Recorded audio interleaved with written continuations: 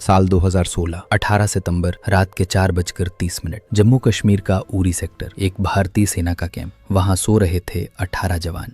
सुबह होने से पहले उनमें से एक भी जिंदा नहीं बचा, लेकिन जो अगले 11 दिनों में हुआ उसने पाकिस्तान की नींद हमेशा के लिए उड़ा दी। ये कहानी है 2016 के उरी अटैक की और उसके बाद की भारतीय सेना की उस चुपके से की गई कार्रवाई की जिसे दुनिया ने सर्जिकल स्ट्राइक का नाम दिया। 11 दिन, 80 कमांडो, LOC पार, 7 आतंकी लॉन्च पैड तबाह और पाकिस्तान बिल्कुल चुप। लेकिन असली सवाल ये है, आखिर उस रात LOC के उस पार क्या हुआ था? और वो जवान जो उरी में मारे गए, क्या उनका खून ठंडा पड़ने से पहले ही बदला ले लिया गया था? चलिए आपको ले चलते हैं उसी रात के अंधेरे में। 2016 भारत पाकिस्तान के बीच तनाव अपने चरम पर था। कश्मीर घाटी में अलगाववादी आंदोलन तेज था। पाकिस्तान की ISI हर दिन घुसपैठ करवा रही थी, लेकिन 18 सितंबर की सुबह ने पूरे देश को हिला कर रख दिया। उरी सेक्टर, भारतीय सेना का 12 ब्रिगेड का मुख्यालय। वहां तैनात थे जवान 6 बटालियन बिहार रेजिमेंट के। रात 4:30 बजे, जब आसमान में अंधेरा सबसे गहरा होता है, 4 आतंकी AK-47, हैंड ग्रेनेड और हाई एक्सप्लोजिव्स के साथ तार फाड़ कर कैंप के अंदर घुस गए। वो जानते थे कि कहां मारना है, मेस, टेंट, बैरक। पल भर में पूरा कैंप आग का गोला बन गया।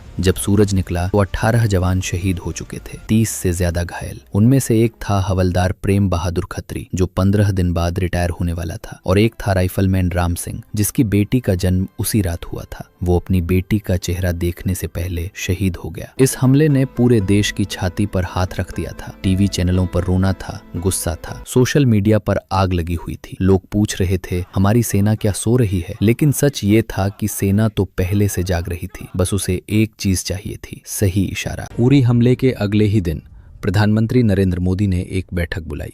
रक्षा मंत्री, सेना प्रमुख, रॉ प्रमुख, गृह सचिव सब थे। सवाल एक था, जवाब कैसे दिया जाए? क्या वो बम गिराएंगे? क्या युद्ध छेड़ देंगे? नहीं, उन्होंने एक ऐसा रास्ता चुना जो पहले कभी इतनी बड़ी तादाद में नहीं इस्तेमाल हुआ था। सर्जिकल स्ट्राइक, यानी LOC पार जाकर उन आतंकी लॉन्च पैड को तबाह करना जहां से उरी अटैक की साजिश रची गई थी। लेकिन यह आसान नहीं था। पाकिस्तान की सेना LOC पर अपनी पूरी ताकत लगाए हुए थी। सैटेलाइट से लेकर ड्रोन तक हर चीज पर नजर थी। अगर एक भी कमांडो पकड़ा जाता तो भारत को अंतर्राष्ट्रीय स्तर पर शर्मिंदगी उठानी पड़ती। फिर भी 20 सितंबर को हमले के सिर्फ 2 दिन बाद भारतीय सेना के जनरल ने एक सीक्रेट ऑर्डर साइन किया। ऑपरेशन के नाम की घोषणा कभी सार्वजनिक नहीं हुई। इसे बस कहा गया इंडियाज क्रॉस LOC रिस्पॉन्स। अब शुरू हुई 11 दिनों की काउंटडाउन। जम्मू के एक सीक्रेट बेस पर 80 कमांडो इकट्ठा किए गए। वो थे 4 और 9 पैरा स्पेशल फोर्सेस के, भारतीय सेना के सबसे कठिन और खूंखार स्पेशलिस्ट। हर कमांडो को देखा गया, हर गोली की गिनती की गई। उन्हें सैटेलाइट मैप्स, ड्रोन फुटेज और ग्राउंड इंटेलिजेंस दी गई। पाकिस्तानी सेना के रूट, गार्ड पोस्ट और पेट्रोल टाइमिंग सब कुछ स्टडी किया गया। लेकिन सबसे बड़ा खतरा था LOC के उस पार जाना, क्योंकि अगर कोई कमांडो घायल हो जाता या मर जाता तो भारत सरकार उसे ऑफिशियली कभी स्वीकार नहीं कर सकती थी। ये एक ऐसा मिशन था जहां हर आदमी को ये लग रहा था, शायद हम वापस ना आए।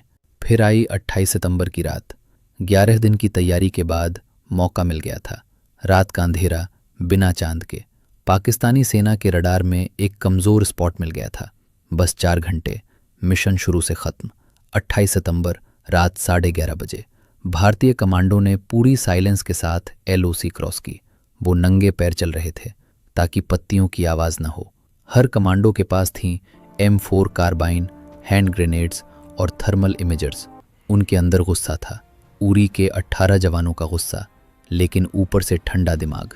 उनके पीछे ड्रोन से सीधी फीड मिल रही थी कमांड सेंटर को। उनका पहला टारगेट था लॉन्च पैड नंबर 1, यहाँ से जिसमें मोहम्मद का एक कमांडर ऑपरेट करता था।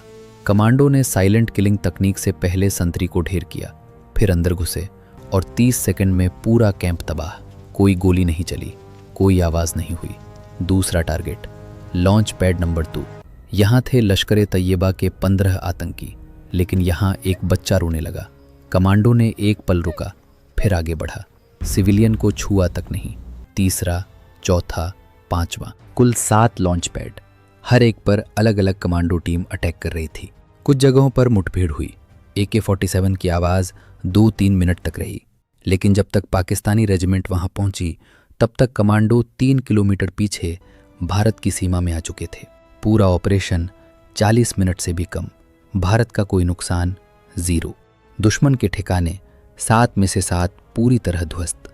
लेकिन सबसे बड़ी बात, अगली सुबह भारत ने पाकिस्तान को कोई फ़ोन नहीं किया, कोई चेतावनी नहीं दी। बस डीजीएमओ लेवल पर एक बातचीत हुई। हमने एलओसी पार कर कार्रवाई की है, भविष्य में ऐसा दोबारा होगा। पाकिस्तान हैरान था। उनके सैटेलाइट ने कुछ नहीं देखा था। उनकी जासूसी फेल हो गई थी। पहले तो उन्होंने कहा कोई सर्जिकल स्ट्राइक नहीं हुई, लेकिन जब भारत ने ड्रोन फुटेज जारी किया तो वो चुप हो गए। पाकिस्तान ने बाद में अपनी एक सीक्रेट रिपोर्ट में माना था कि उस रात उनके 8 से 12 सैनिक भी मारे गए, जो वहां आतंकियों को सुरक्षा दे रहे थे। यानी पाकिस्तानी सेना ने आतंकियों के साथ मिलकर फायरिंग की, लेकिन भारत ने उनको भी जवाब दे दिया। ये सब बातें तब सामने आईं जब 2 साल बाद 2018 में भारत सरकार ने एक बहुत ही सीमित ऑफिशियल डॉक्यूमेंट जारी किया। उसमें कहा गया, कमांडो ने बिना किसी अंतर्राष्ट्रीय कानून के उल्लंघन के केवल आतंकी ठिकानों को निशाना बनाया। लेकिन सवाल ये है, अगर सब कुछ इतना सीक्रेट था तो भारत ने इसके बाद 2019 में एक और एयर स्ट्राइक क्यों की, और 2016 के इन कमांडो के नाम आज तक क्यों नहीं बताए गए? क्योंकि ये अब भी जिंदा हैं और अब भी खतरे में हैं। 2016 की इन सर्जिकल स्ट्राइक्स ने भारत के सैन्य सिद्धांत को हमेशा के लिए बदल दिया। ये पहली बार था जब भारत ने खुलकर कहा, हम एलओसी पार जाकर मार सकते हैं। इसके बाद सीमा पार से घुसपैठ की कोशिशों में 70% की कमी आई। पाकिस्तान अब हर बार अपनी हरकत से पहले 2 बार सोचने लगा। और सबसे बड़ा बदलाव ये हुआ, भारत की राजनीति में आतंकी को जवाब अब एक कमिटमेंट बन गया, न कि सिर्फ भाषण। लेकिन जो 18 जवान शहीद हुए, उनके परिवारों को मिला सिर्फ 25 लाख रुपए। उनमें से ज्यादातर के घर आज भी वहीं के वहीं हैं, गांवों में, बिना पक्की सड़कों के। और जो कमांडो उस रात एलओसी पार गए, उन्हें मिला एक पट्टी और एक हैंडशेक। एक शहीद की विधवा ने कहा था, मेरा पति मारा गया तो मुझे मालूम था कि उसकी कुर्बानी बेकार नहीं जाएगी, लेकिन जब टीवी पर सर्जिकल स्ट्राइक की खबर आई तो मैं रोने लगी। इसलिए नहीं कि बदला ले लिया, बल्कि इसलिए कि उसके बिना मैंने वो रात देखी जिसके लिए वो जीता था। 2016 की सर्जिकल स्ट्राइक ने दिखा दिया, भारत अब वो देश नहीं रहा जो हमला सहकर चुप रहे। लेकिन सच्चाई ये भी है कि आज तक उस रात के कमांडो की पहचान गुप्त है। उनके चेहरे नहीं दिखाए गए, उनकी कहानी नहीं बताई गई। सिर्फ एक लाइन आई, भारत ने जवाब दे दिया। आज 2016 के उरी हमले के बाद 8 साल बीत चुके हैं। उस रात के जो 18 जवान शहीद हुए, उनके परिवारों ने अपना गम तो मिटा लिया, लेकिन मिट्टी नहीं। और जो 80 कमांडो एलओसी पार गए थे, उनमें से कुछ अब भी सेना में हैं, कुछ रिटायर हो चुके हैं।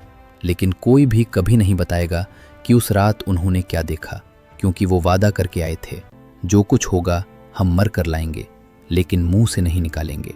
ये कहानी थी 2016 सर्जिकल स्ट्राइक की।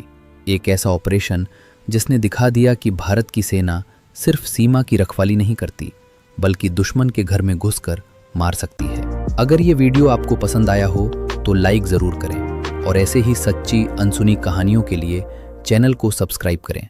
मिलते हैं अगले ऑपरेशन की कहानी में। तब तक जय हिंद, जय भारत।